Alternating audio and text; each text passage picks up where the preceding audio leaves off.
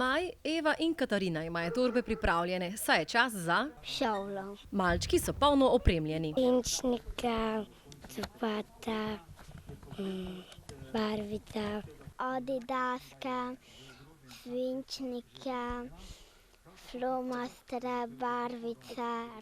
Pa se že veseliš šole? Ja, Zakaj?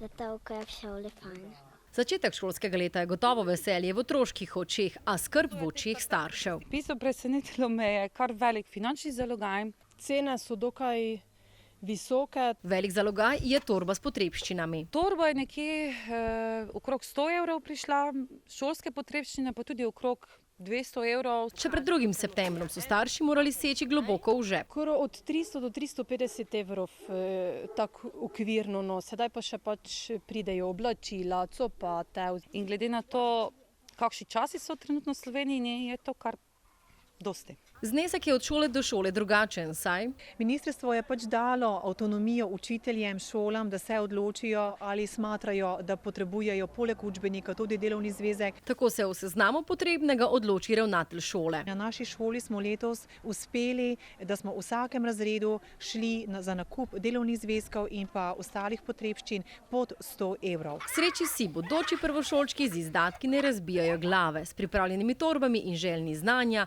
le čakajo prvi šolski zvonec.